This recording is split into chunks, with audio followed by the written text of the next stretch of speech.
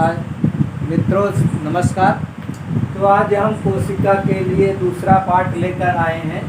कोशिका भाग का अगला पार्ट जीव द्रव्य कला झिल्ली अथवा झिल्ली, जीव द्रव्य कला अथवा जीव द्रव्य झिल्ली या फिर कोशिका झिल्ली के बारे में आज जानते हैं हम, जिसको अंग्रेजी में cell membrane, plasmalemma, plasma membrane या साइटोप्लाज्मिक मेम्ब्रेन भी कहते हैं। ठीक है, इतने नाम इसको बोल सकते हैं आप, cell membrane, plasmalemma, plasma membrane, cytoplasmic. तो ये कोशिका का जो है वह भाग है जो कोशिका को इन्वायरमेंटल से अलग करती है। ये कोशिका का वह भाग है जो इसके पर्यावरण, बाहरी पर्यावरण से और उसके अंदर के पर्यावरण से अलग करती है, दोनों को अलग करती है। तो ये बाहरी आउटर कला, आउटर मेम्ब्रेन है, सेल का जो है आउटर पार्ट है, आउटर पार्ट है।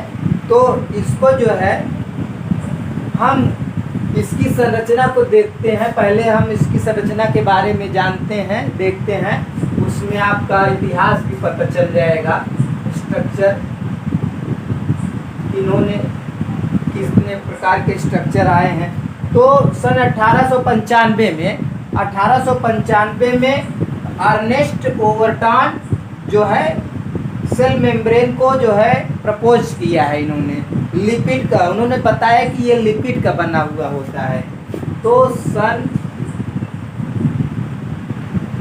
1895 में अर्नेस्ट ओवरटॉन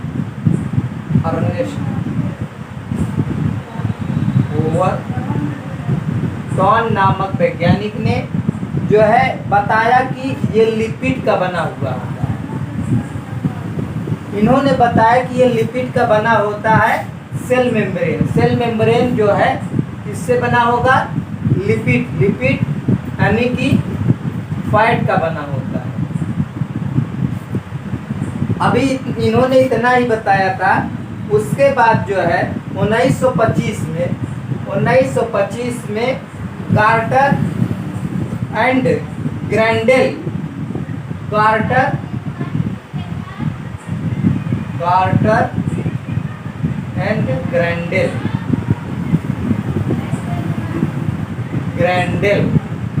ग्रैंडेल ने जो है बताया कि ये लिपिड की परिकल्पना इन्होंने बताई, लिपिड हाइपोथेसिस बताई।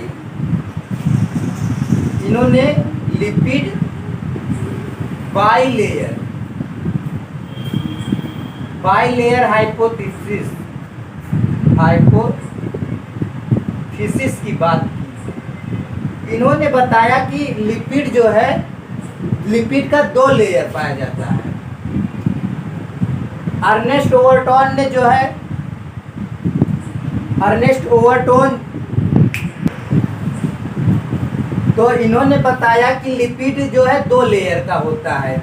और अर्नेस्ट ओवरटॉन ने लिपिड तो बता दिया, लिपिड का बना हुआ होता है, लेकिन इन्होंने लेयर के बारे में कोई चर्चा नहीं की है। उसके बाद जो है इन्होंने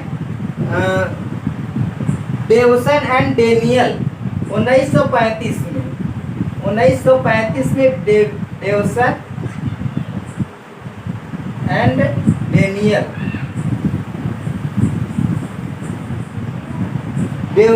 डेनियल ने इसके बारे में चर्चा की। जो गार्टन एंड गार्डेल ने बताया वही थ्योरी लगभग इन्होंने ही भी बताई। इन्होंने बताया कि लिपिड बाइलेयर तो होता है, लिपिड जो है बाइलेयर है और प्रोटीन भी है। इन्होंने प्रोटीन भी बताया, बट जो है प्रोटीन का क्लियर प्रोटीन नहीं बता सके कि प्रोटीन की संरचना कैसे होती है। इन्होंने सही तरीके से प्रोटीन को नहीं बता पाए। इन्होंने 3 लेयर बताया, लिपिड की एक लेयर बताई, ये लिपिड, दोनों लिपिड की लेयर, ये लिपिड की लेयर, बीच में इन्होंने प्रोटीन की लेयर बता दी।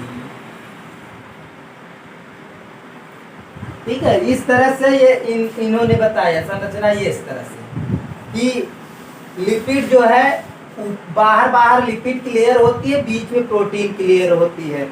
बाद में सिंगर एंड निकोलस ने जो है क्लियर संरचना बताई। तो हम जो है आज जो मानते हैं उस थ्योरी को मानते हैं, वो सिंगर एंड निकोलस की थ्योरी है। Singer and Nicholas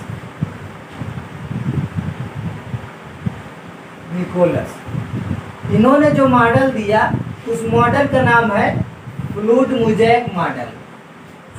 fluid mosaic model.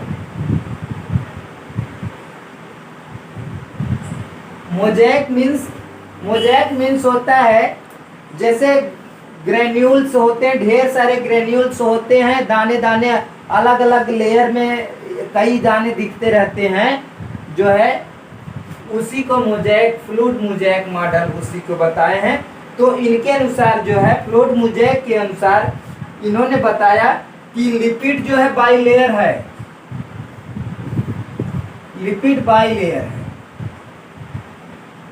ठीक है, इन्होंने बताया लिपिड बाई लेयर है और जो है ये दो प्रकार के लिपिड इसमें पाए जाते हैं, फास्फोलिपिड,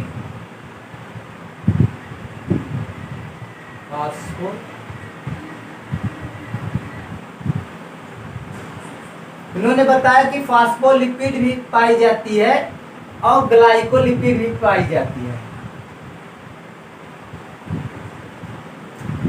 फास्फोलिपिड के साथ साथ इन्होंने कोलेस्ट्रॉल का भी बात बताई, कोलेस्ट्रॉल भी इसमें पाया जाता है।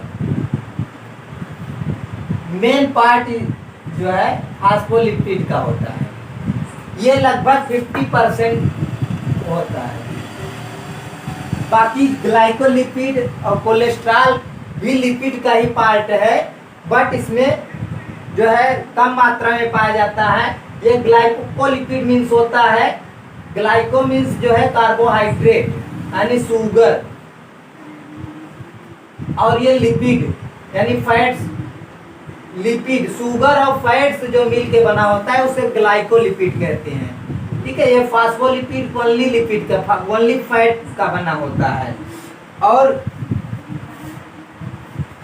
दूसरा इसमें प्रोटीन भी पाई जाती है।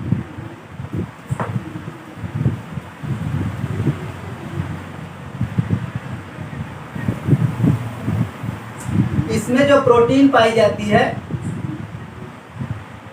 ये लिपिड हो गया नंबर 1, और नंबर 2 प्रोटीन हो गया। तो प्रोटीन जो है इसमें दो प्रकार की प्रोटीन बताई गई है, एक्सट्रिंसिक प्रोटीन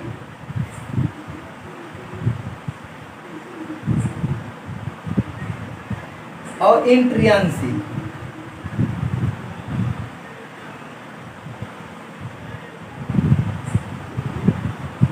एक्सट्रिंसिक प्रोटीन और इंट्रिंसिक प्रोटीन को बताया गया है और इसी को इंटीग्रल प्रोटीन भी कहते हैं।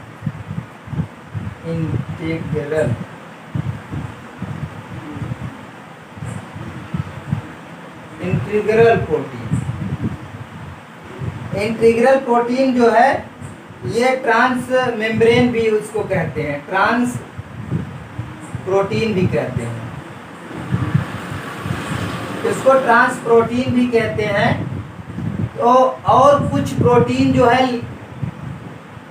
फास्फोलिपिड प्रोटीन भी पाई जाती हैं बीच बीच में, जो एंजाइम का काम करता है। ये बाहर की तरफ लगा होता है, बाहर की तरफ लगा होता है, ये एंजाइम का काम करते हैं, एंजाइम के काम करते हैं।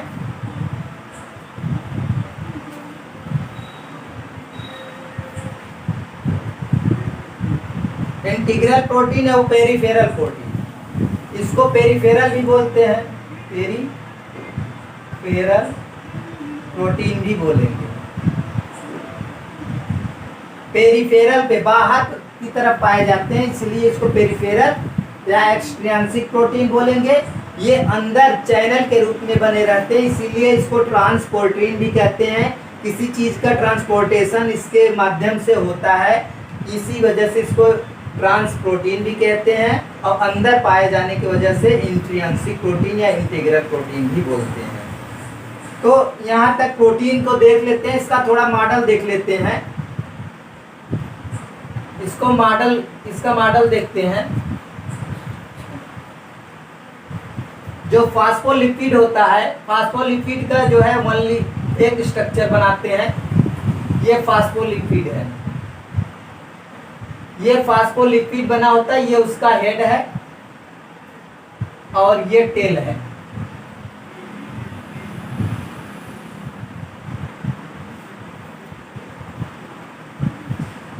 ये इसका हेड है और ये इसका टेल है। ये हाइड्रोफोबिक होता है, हाइड्रोफोबिक, और ये टेल जो है हाइड्रोफिलिक होता है, हाइड्रोफिलिक। हाइड्रोफोबिक का मीन्स होता है फोबिक, हाइड्रो मीन्स वाटर होता है, और फोबिक मीन्स जो होता है हटाना, दूर करना। तो वाटर इसको यहाँ से जो है वाटर अटैचमेंट नहीं हो पाता है, इसलिए इसको फोबिक वर्ड यूज किया गया, यानी वाटर को हटाता है। और हाइड्रो मीन्स वहाँ वाटर होता है, और फिलिक मीन्स अट्रैक्ट,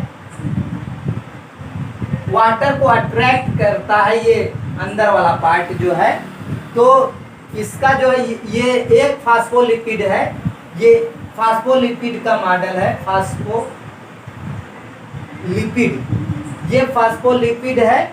और इसका जो है स्ट्रक्चर हो जाएगा प्रोटीन मेम्ब्रेन का स्ट्रक्चर देखते हैं सिंगर एंड निकोलस के हिसाब से। सिंगर एंड निकोलस, तो ये बीच ये जो है इस तरह से एक लेयर बनाते हैं।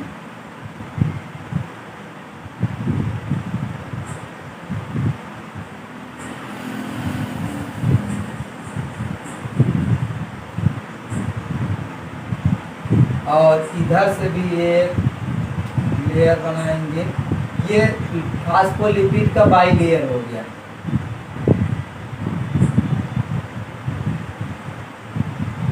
फास्फोलिपिड का बाई लेयर हो गया, बीच में एक प्रोटीन पाई जाती है, इसको इंटीग्रल प्रोटीन बोलते हैं।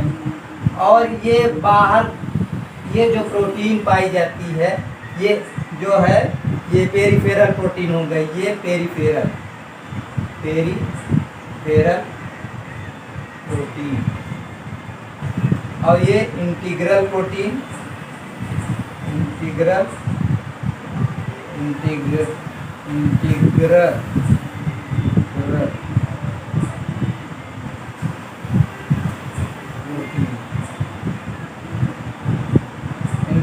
प्रोटीन या इंट्रिंसिक प्रोटीन, या इसको ट्रांस प्रोटीन भी बोल सकते हैं, ट्रांस प्रोटीन। ये इसका जो है मॉडल है। और इसमें जो लिपोप्रोटीन होते हैं, लिपिड प्रोटीन होते हैं, फास्फोप्रोटीन होते हैं, ये इस तरह से बाहर की तरफ ऐसे होते हैं, ये अलग हैं। और ये पेरिफेरल प्रोटीन है ना, ये इस पे एंजाइम वगैरह जो है सीक्रेट होते हैं। तो ये आपका जो है सिंगर एंड निकोलस का मॉडल है, ये model cell membrane Singer and Nicolson का मेम्ब्रेन, सिंगर एंड निकोलस द्वारा दिया गया फ्लूइड मुजैक मॉडल है। तो अब इस पे जो है हम इसका कार्य देख लेते हैं, फंक्शन देख लेते हैं इसको, इसके जो सेल मेम्ब्रेन है उसके कार्य क्या क्या है। ठीक है, इतना तो हम लोग देख लिए हैं। अब चलिए इसके कार्य पे देखते हैं, इसके फंक्शन, कुछ कार्य, फंक्शन, कार्य।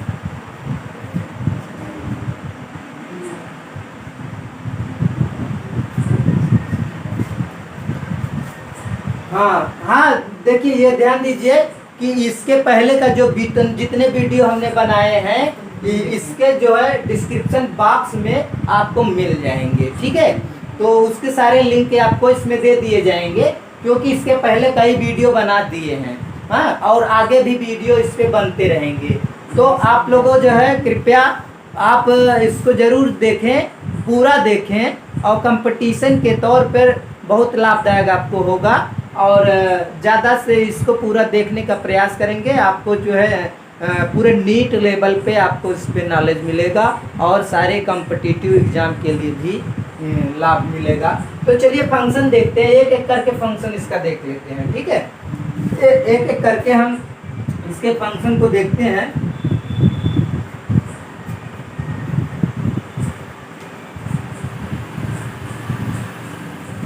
तो सबसे पहली बात तो जो है, ये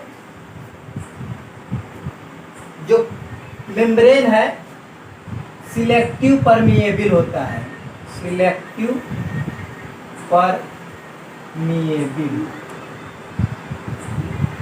तो इसके अंदर सिलेक्टिव परमिएबिलिटी का लक्षण मिलता है। पारगम्यता, अर्ध इसको कहते हैं अर्ध पारगम्यता, अर्ध पारगम्यता या अर्ध पारगम्यता हो जाएगा। तो अर्ध पारगम्यता, अर्ध पारगम्यता का मतलब ये होता है कि ये ऐसी एक झिल्ली है, ये ऐसा एक झिल्ली होता है तो जिसकी जरूरत पड़ती है उसी को आर पार जाने देगी, हाँ। तो जिसकी जरूरत पड़ेगी उसी को आर पार जाने देगी। ये झिल्ली है, इधर आपका प्रोटोप्लाज्म है, प्रोटोप्लाज्म ये एनवायरनमेंट है। तो इसके इधर जो जिसको आना जाना होगा ये कार्य करेगी सिलेक्टिव मेम्ब्रेन, ठीक है। ये जो मेम्ब्रेन जो है किसको इधर जाना है किसको इधर आना है वो ये निर्णय करेगी। इसीलिए जो है इसको सिलेक्टिव परमिएबल अर्ध पारगम्यता कहते हैं, झिल्ली कहते हैं। तो इसी की वजह से इसको सिलेक्टिव परमिएबल कहते हैं। अब देखिए पैसिव ट्रांसपोर्टेशन भी करती है। ट्रांसपोर्टेशन जो मटेरियल का ट्रांसपोर्टेशन करेगी उसमें दो प्रकार का होगा, पैसिव और एक्टिव। तो पैसिव जो है पैसिव ट्रांसपोर्टेशन भी हो सकता है, ट्रांसपोर्टेशन, और एक्टिव ट्रांसपोर्टेशन भी होगा, एक्टिव ट्रांसपोर्टेशन। तो जबकि पैसिव मीन्स स्वतः जो अपने आप चला जाए और चला आए, उसमें कोई एनर्जी न खर्च हो, उसको पैसिव बोलेंगे, ठीक है। जैसे वाटर वगैरह, वाटर के लिए जो है कोई बाध्यता नहीं है, वाटर के लिए कोई बाध्यता नहीं है, या फिर और कोई भी चीज़ है जिसकी ज़्यादा सख्त ज़रूरत होती है, वो पैसिव ट्रांसपोर्टेशन के माध्यम से ऑटोमेटिक जितना ज़रूरत होता है उतना जाती है, उतना वापस आती है। एक्टिव ट्रांसपोर्टेशन का मतलब है एक्टिव का मतलब है सक्रिय होना, और सक्रियता में क्या होती है, एनर्जी खर्च होती है, इसके लिए एनर्जी की ज़रूरत पड़ती है।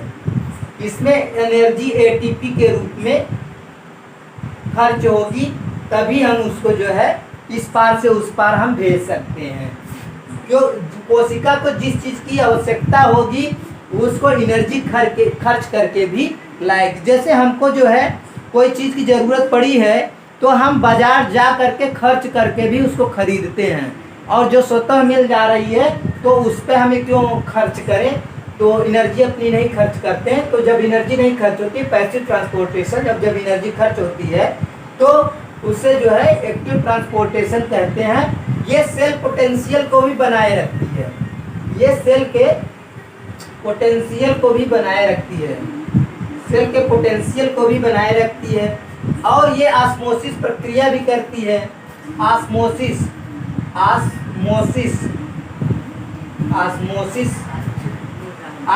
प्रक्रिया करेगी।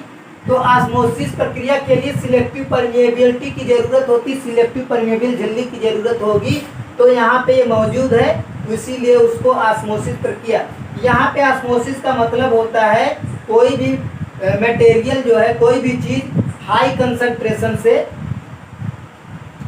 कंसंट्रेशन से लो कंसंट्रेशन की तरफ गति करेगी। लो कंसंट्रेशन की तरफ जो गति करती है उसी को ऑस्मोसिस प्रक्रिया कहते हैं। तो इसमें भी पैसिव ऑस्मोसिस और एक्टिव ऑस्मोसिस, पैसिव ऑस्मोसिस होता है जिसमें एनर्जी न खर्च हो। पैसिव ऑस्मोसिस की एग्जाम्पल के रूप में CO2 एंड O2 के लिए जो है ये डिफ्यूजन का, इसको पैसिव ऑस्मोसिस को डिफ्यूजन भी कह सकते हैं। ठीक है, डिफ्यूजन भी कह सकते हैं। ये डिफ्यूजन CO2 और O2 ऑटोमेटिक होते रहते हैं, इसलिए वो एक दूसरे को जो है डिफ्यूज एक तरफ से दूसरे तरफ आ जा सकते हैं, उसमें कोई एनर्जी खर्च नहीं होती है, तो उसको पैसिव ऑस्मोसिस या फिर जो है डिफ्यूजन भी कहते हैं। और जो है एक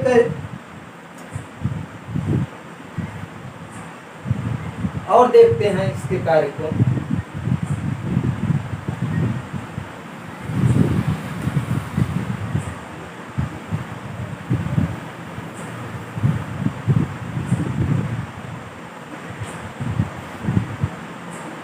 अगला है ट्रांस मेम्ब्रेन या प्रोटीन, इसको जो है यह ट्रांस मेम्ब्रेन प्रोटीन चैनल।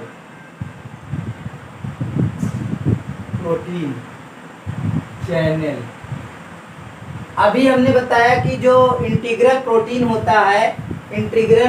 होता है, अंदर जो प्रोटीन ऐसे थे, इधर से लिपिड था, इधर से लिपिड था, इधर से लिपिड, इधर से लिपिड था, ये इंट्रिंसिक या इंटीग्रल प्रोटीन है। तो ये प्रोटीन जो है ये ट्रांस मेम्ब्रेन प्रोटीन चैनल का काम करता है। ठीक है, ये ट्रांस मेम्ब्रेन प्रोटीन चैनल का काम करता है।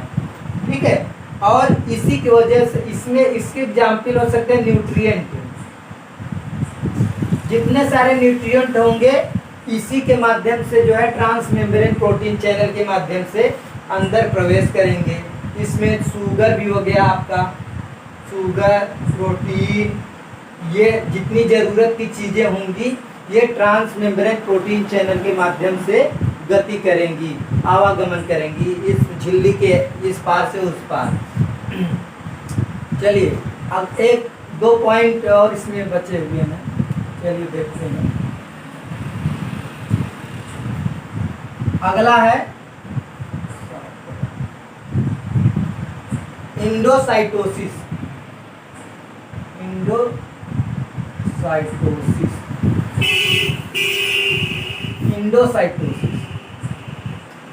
अब देखिए सेल मेम्ब्रेन का प्लाज्मा लिग्मा का एक बहुत अच्छा फंक्शन है इंडोसाइटोसिस मीन्स होता है दैट इज, इसको हम दूसरी सरल भाषा में कह सकते हैं फैगोसाइटोसिस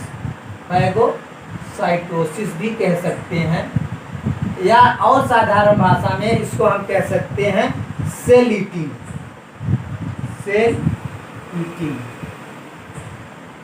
सेल ईटिंग का मतलब कोशिका जो भोजन ग्रहण करती है तो उसको जो है सेल ईटिंग कहते हैं, और उसी को फैगोसाइटोसिस साइंटिफिक वर्ड में फैगोसाइटोसिस कहते हैं। और उस झिल्ली के लिए ये कैसा वर्क करती है वो इंडोसाइटोसिस के अंतर्गत आती है। तो ये वो यूनिसेलुलर एनिमल्स में जैसे अमीबा हो गया, एग्जाम्पल अमीबा हो गया, ये भोजन अपना कैसे प्राप्त करता है, इंडोसाइटोसिस या फैगोसाइटोसिस के माध्यम से करता है। तो ये इसके जो है स्ट्रक्चर है।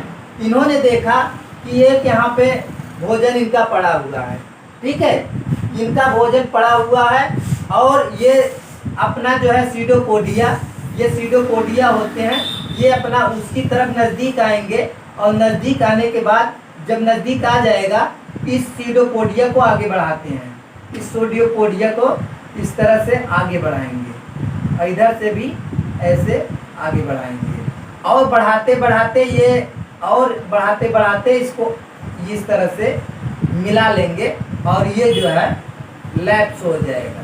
हाँ, तो ये लैप्स हो जाएगा, यही है अंदर लेने को एंडोसाइटोसिस प्रक्रिया कहते हैं। इसके माध्यम से यूनिसेलुलर एनिमल जो होते हैं वो अपना भोजन कर सकते हैं, तो इसी को फाइगोसाइटोसिस भी कहते हैं। कोई भी कोशिका करेगी, सेल ईटिंग करेगी, तो उसको फाइगोसाइटोसिस कहते हैं। हाँ, दूसरा टर्म है एक्सोसाइटोसिस।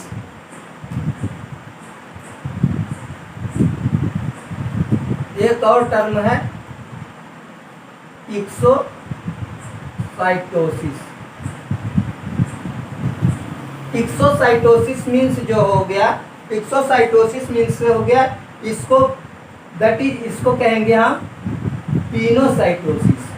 Pinocytosis, pinocytosis. यहाँ भी साइटोसिस मीन्स सेल से ही मतलब है, और पिनो से मतलब हो गया ड्रिंकिंग, इसका मतलब हो गया cell drinking. Cell drinking, cell drinking, इसके अंतर्गत आता है सेल ड्रिंकिंग।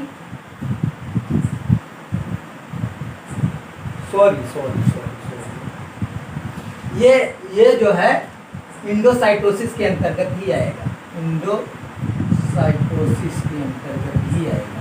हाँ, तो ये पिनोसाइटोसिस सेल ड्रिंकिंग उसी का फाइगोसाइटोसिस का भी की तरह ही है, जस्ट इसको इस तरह समझ लेते हैं। ये आपका जो है अमीबा है, तो इसको जैसे पानी की जरूरत पड़ी, हाँ, हमेशा तरल पदार्थ को ही ड्रिंक करेगा पिनोसाइटोसिस। वो जो हार्ड मटेरियल को जो है फाइगोसाइटोसिस करेगा, और सॉफ्ट मटेरियल यानी तरल पदार्थ फ्लूइड मटेरियल को जो है सेल ड्रिंक करेगा।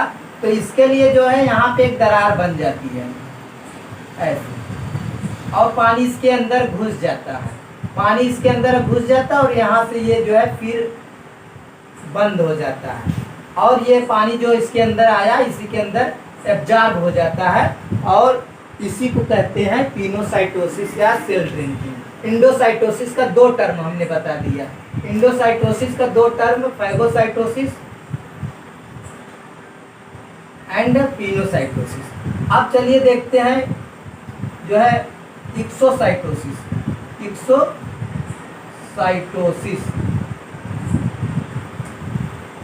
ये एक्सक्रीशन करेगा, एक्सक्रीशन में ही इसका एग्जाम्पल एक्सक्रीशन में आपको मिलेगा, यानी कि उत्सर्जन प्रक्रिया में। उत्सर्जन, जब यूनिसेलुलर कोशिका उत्सर्जन करेगी, एक्सक्रीशन करेगी, जब जैसे अमीबा एग्जाम्पल के तौर पे अमीबा के अंदर कोई वेस्ट प्रोडक्ट बन गया है, वेस्ट प्रोडक्ट,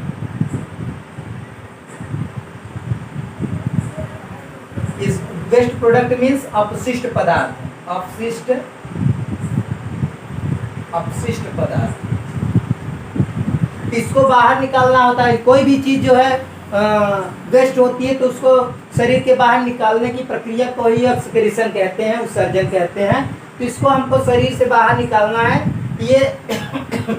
ये जो वैक्यूल होगी या फिर किसी के माध्यम से इसकी झिल्ली बनी रहेगी, तो ये किनारे आएगा, कोशिका मेम्ब्रेन के पास में आएगा, कोशिका मेम्ब्रेन के पास आएगा।